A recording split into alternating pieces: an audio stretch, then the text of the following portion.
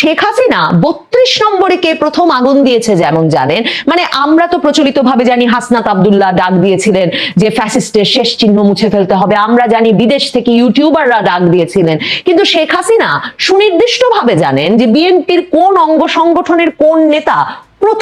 প্রথম আগুনটা দিয়েছিলেন ধানমন্ডি ৩২ নম্বরে, এবং নাম উল্লেখ করে তিনি সেটা বলছেন। ১৭ বছরের নির্বাসিত জীবন পার করে বিএনপির ভারপ্রাপ্ত চেয়ারম্যান তারেক রহমান যখন দেশে ফিরতে পেরেছেন, তখন থেকেই বাংলাদেশের ভেতরে এবং বাইরে এই আলোচনাটা একরকমের তুঙ্গে উঠছিল যে নিশ্চয়ই একটা মধ্যপন্থার রাজনীতি, অন্তর্ভুক্তিমূলক রাজনীতি, সহনশীলতার রাজনীতি করবার শর্তেই তারেক রহমানকে দেশে ফেরার পক্ষে গ্রিন সিগন্যাল দেওয়া হয়েছে কিংবা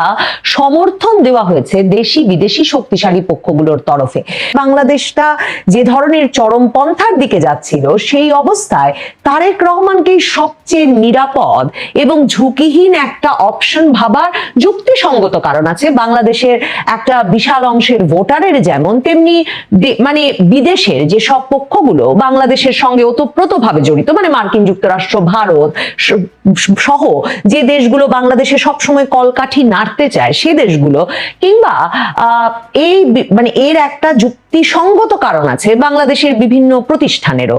তো এই অবস্থায় আওয়ামী লীগ এবং বিএনপি দু দল যদি এই যা ঘটনা প্রবাহ ঘটেছে তা থেকে শিক্ষা গ্রহণ করে বাংলাদেশটাকে, মানে যেহেতু মানে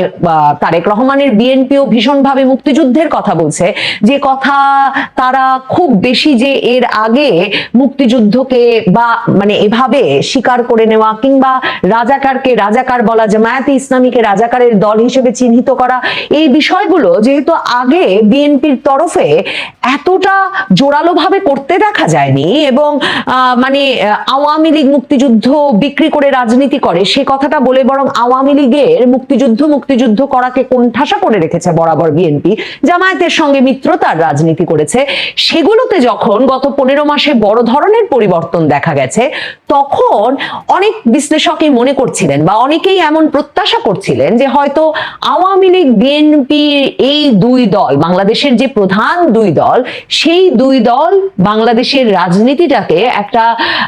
মানে এক রকমের তাদের রাজনীতিতে ফিরিয়ে আনার, এবং এই দুই দলের মধ্যেই এক রকমের মধ্যপন্থার রাজনীতি, কোনোভাবেই রাজনীতিটা একটা মুক্তিযুদ্ধ বিরোধিতার দিকে যাবে না সেটা নিশ্চিত করার রাজনীতি, এই নিশ্চয়তাগুলো নিয়ে এই দুই দল হয়তো সামনের দিকে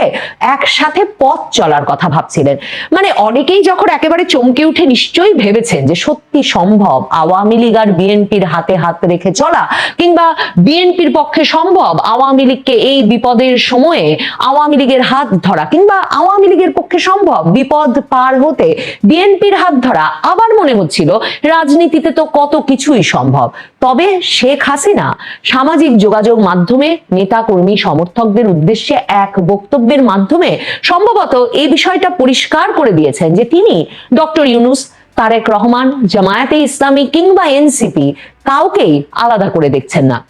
কারণ এই যে 2024-এর 5ই আগস্টের পর থেকে সারা দেশে আসলে আওয়ামী লীগ নেতাকর্মী সমর্থকদের উপর নির্যাতনের ক্ষেত্রে যেমন কেউ কারো থেকে পিছিয়ে ছিল না, বরং জামায়াতে ইসলামী যেমনটা বারবার মনে করিয়েছে যে সারা বাংলাদেশে মামলাবাজি, মামলা নিয়ে মানে মামলা দিয়ে মানুষকে ভয় দেখানো, কোণঠাসা করে রাখা, এসব কাজে নেতৃত্ব দিয়েছে বিএনপি এবং এর অঙ্গ সংগঠনের নেতাকর্মীরা। জামায়াতে ইসলামী যেমন আঙুল তুলে বলেছে যে বৈষম্য বিরোধী ছাত্র আন্দোলনের সঙ্গে সারা বাংলাদেশে আসলে মবে গিয়ে যোগ দিয়েছে বিএনপির অঙ্গ সংগঠন, ছাত্রদল, যুবদলের তরুণেরা। আর পত্রপত্রিকার খবরেও নানা জায়গায় যখন ছাত্রদল, যুবদলের নেতাকর্মীদের, বিএনপির নেতাকর্মীদেরও অনেক ক্ষেত্রে একেবারে প্রকাশ্যে পরিচয় দিয়ে বিভিন্ন মবে যুক্ত হতে দেখা গেছে, তখন বিএনপির সঙ্গে আওয়ামী লীগের কোনো ঐক্যবদ্ধ রাজনীতি সামনে দেখবার সম্ভাবনা যে একেবারেই নেই তা সম্ভবত শেখ হাসিনার কথায় পরিষ্কার হয়ে গেছে। তিনি এই ক্ষেত্রে পরিষ্কারভাবে উদাহরণ নিয়ে এসেছেন যে 32 নম্বরে প্রথম আগুন দেওয়ার কাজটা করেছিলেন যুবদলের এক নেতা তাতে মনে পড়ে 32 নম্বরে 15ই আগস্ট ফ্যাসিবাদের দোসর বা আওয়ামী লীগের কোনো নেতা কর্মী সমর্থক যাতে বঙ্গবন্ধুকে ফুল দিতে যেতে না পারে বা শ্রদ্ধা জানাতে না পারে, সেজন্য কিন্তু ঘোষণা দিয়ে 2024-এর 15ই আগস্টের আগেও যেমন 32 নম্বরের আশপাশের এলাকা দখলে রেখে কর্মসূচি ঘোষণা করে তা প্রহরায় রেখেছিলেন বিএনপি, ছাত্রদল, যুবদলের নেতৃবৃন্দ, ঠিক তেমনি 2025-এও কিন্তু আগের সন্ধ্যা থেকেই সেই পুরো এলাকা প্রহরায় রেখেছিলেন ছাত্রদল, যুবদল, এবং তারা এমনই একটা মারমুখে অবস্থানে ছিলেন যে এমনকি আপনাদের মনে পড়বে, মানে শেখ হাসিনার বক্তব্য শুনে আমার মনে পড়ছিল যে এক ঢাকা কলেজের ছাত্র শিবির নেতাকে ছাত্রলীগ ভেবে তারা বেধড়ক পিটিয়েছিলেন। কাজেই এই যে ছাত্রদল, যুবদল, বিএনপির যে আওয়ামী লীগ বিরোধী অবস্থান, সেটা শেখ হাসিনাকে বিএনপি, জামাত, এনসিপি, ইউনূসকে শুধুমাত্র এক কাতারে দেখতে বাধ্য করছে তাই নয়, তিনি এই মব সৃষ্টিতে, এ ধরনের আগুন দেওয়ার ঘটনায় কিংবা আওয়ামী লীগ নেতাকর্মী সমর্থকদের উপরে বিপুল নির্যাতনে এদের ভেতরে একটা সরাসরি ঐক্য দেখতে পাচ্ছেন। শুনে আসি শেখ হাসিনা কি বলছেন। এই তারেক রহমান 32 নম্বর আগুন দিয়ে পুড়িয়েছে। যুবদলের সেই কি রোমান হাওলাদার, সে প্রথম আগুন দেয়, এরপরে তো ইউনূসের বাহিনী আছেই, তারা যে 32 নম্বর বারবার 32 নম্বরের উপর হামলা, আগুন দিয়ে পুড়িয়েছে, লুটপাট করেছে। ওর ইট কাঠেও তাদের ভয়, কোনো কিছু হলেই সেখানে আগে ছুটে যায়, সেখানে আবার আগুন দেওয়া, আবার ভাঙা, এদের ভাঙার আর শেষ হয় না। বাংলাদেশটাকে ভেঙে দিচ্ছে, দেশের মানুষের জীবনটা ভেঙে তছনছ করে দিচ্ছে। আর 32 নম্বর তো ভেঙেছে এবং মুক্তিযুদ্ধের সব স্মৃতি ছিল। আর আমাদের তো কিছুই নাই, আমাদের যেখানে মানে গণভবন তো এটা তো সরকারি ভবন, কিন্তু আমাদের যা কিছু ছিল সব লুটপাট, মানে আমাদের যেখানে যা ছিল আওয়ামী লীগের প্রত্যেকটা মানুষের বাড়ি লুটপাট করেছে। এটা লুটপাট, চুরি ছাড়া আর কিছু যায় না। শেখ হাসিনা যে 2024-এর 5ই আগস্টে ভারত চলে যাওয়ার পর থেকেই নেতা কর্মী সমর্থক, একেবারে স্থানীয় পর্যায়ের তৃণমূল নেতা কর্মী সমর্থকদের সঙ্গেও মানে ব্যাপক যোগাযোগ রেখেছেন সামাজিক যোগাযোগ মাধ্যমে, বিভিন্ন প্ল্যাটফর্মের মাধ্যমে, এটা তো আমাদের কাছে এখন পুরনো খবর। কিন্তু তার কাছে কি ধরনের তথ্য আছে, কি ধরনের খবর আছে, কে কোথায় কি করছেন, এ বিষয়ে তিনি কি পরিমাণ তথ্য আসলে তারই একক উদ্যোগ শুধুমাত্র সারা বাংলাদেশের নেতা কর্মী সমর্থকদের সঙ্গে যোগাযোগ রেখে এক রকমের সংগ্রহ করছেন এবং সংরক্ষণ করছেন, তার প্রমাণ শেখ হাসিনা তার কথায় যে যুবদল নেতার নাম উল্লেখ করলেন সেই বিষয়টি। মানে একেবারে নাম ধরে শেখ হাসিনা জানেন 32 নম্বরে প্রথম আগুন দিয়েছে কে, এবং শেখ হাসিনার সামাজিক যোগাযোগ মাধ্যমের বিভিন্ন নেতা কর্মী সমর্থকদের সঙ্গে বক্তৃতাগুলোর কিছু কিছু যদি আপনারা শুনে থাকেন, দেখবেন তিনি বারবার নেতা কর্মীদের বলছেন দলিল রাখতে, ডকুমেন্টেশন করতে, তালিকা রাখতে, মানে কে কোথায় কি করছেন, কে কার নামে মামলা দিচ্ছেন, কিভাবে কাকে হয়রানি করছেন, কে কোথায় কোন স্থানীয় পর্যায়ে কোন দলের কোন নেতা হত্যাকাণ্ড ঘটাচ্ছেন, কোন দলের কোন নেতা জুলুম করছেন, নির্যাতন করছেন, এই সব কিছু লিপিবদ্ধ রাখতে, একেবারে দলিলবদ্ধ রাখতে, যাতে সময় এলে, মানে শেখ হাসিনা মনে করেন যে যদি আওয়ামী লীগ আবার যখন রাজনীতিতে ফিরবে, আওয়ামী লীগ যখন আবার নির্বাচিত হয়ে আসবে, তখন যাতে তারা যথাযথ আইনি ব্যবস্থা নিতে পারেন। তার মানে শেখ হাসিনা 32 নম্বরে কে প্রথম আগুন দিয়েছে যেমন জানেন, মানে আমরা তো প্রচলিত ভাবে জানি হাসনাত আব্দুল্লাহ ডাক দিয়েছিলেন যে ফ্যাসিস্টের শেষ চিহ্ন মুছে ফেলতে হবে, আমরা জানি বিদেশ থেকে ইউটিউবাররা ডাক দিয়েছিলেন, কিন্তু শেখ হাসিনা সুনির্দিষ্ট ভাবে জানেন যে বিএনপির কোন অঙ্গ সংগঠনের কোন নেতা প্রথম আগুনটা দিয়েছিলেন ধানমন্ডি 32 নম্বরে, এবং নাম উল্লেখ করে তিনি সেটা বলছেন। শেখ হাসিনা আসলে এই যে আওয়ামী লীগ আবার রাজনীতিতে ফিরবে, আওয়ামী লীগ আবার নির্বাচিত হয়ে আসবে 2024-এর আগস্টের পর থেকে যা চলছে সেটা এভাবে চলতে দেওয়া যায় না, এই কথাও এই বক্তৃতায় ঘুরে ফিরে বলেছেন। তিনি বলেছেন যে এই যে জাতিসংঘ বলে দিল 1400 জন, অথচ সরকার এখন পর্যন্ত ভাতা দেওয়ার জন্য 600 জনের বেশি ব্যক্তিকে খুঁজে পায় নাই, আর 800 জনের একটা তালিকা দিয়েছে। তিনি মনে করাচ্ছেন যে তার যুবলীগের কর্মী জুয়েলকে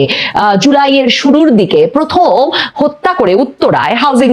হাউস বিল্ডিং সোসাইটির কাছে উত্তরায় উল্টো করে বেঁধে ঝুলিয়ে দেওয়া হলো, তার পুলিশ সদস্যদেরকে হত্যা করে উল্টো করে বেঁধে ঝুলিয়ে দেওয়া হলো। মানে হত্যাকাণ্ডটা শুরু হলো কোথা থেকে, এবং সকল হত্যাকাণ্ডের বিচার না করলে কি করে আসলে একটা ন্যায় বিচার বা সত্য প্রতিষ্ঠিত হবে সে প্রশ্নটাও তিনি এই বক্তৃতায় আবার তুলেছেন। কিন্তু তিনি সবচেয়ে জরুরি যে কথাটা বলেছেন, যেটা তারেক রহমান দেশে ফেরার পর থেকে আলাপ হচ্ছে, যে তারেক রহমানই ভবিষ্যৎ প্রধানমন্ত্রী, অনেক দেশি বিদেশি পত্রপত্রিকায় সরাসরি সেটা লেখা হচ্ছে, নির্বাচন নিশ্চিত হয়ে গেছে তারেক রহমান আসবার মাধ্যমে, এবং অনেকে বলছেন যে তারেক রহমান আসবার মাধ্যমে নির্বাচন নিশ্চিত হয়েছে, হয়তোবা তিনি নির্বাচিত হয়ে এলে আবারও তিনি আওয়ামী লীগের জন্য রাজনৈতিক কার্যক্রম চালানোর পথ পরিষ্কার করে দিতে পারেন। কিন্তু এবারের নির্বাচনটা আওয়ামী লীগ ছাড়াই হয়ে যাচ্ছে এবং তারেক রহমান ফেরার মাধ্যমে এই নির্বাচনটা একটা গ্রহণযোগ্যতা পেতে যাচ্ছে। শেখ হাসিনা বলছেন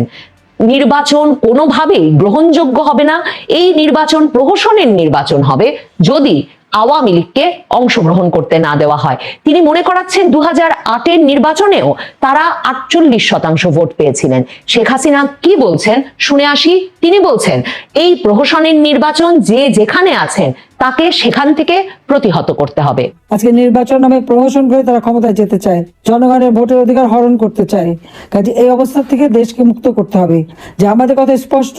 আওয়ামী লীগের উপর থেকে এই নিষেধাজ্ঞা প্রত্যাহার করতে হবে, আওয়ামী লীগকে নির্বাচন করার সুযোগ দিতে হবে। আমি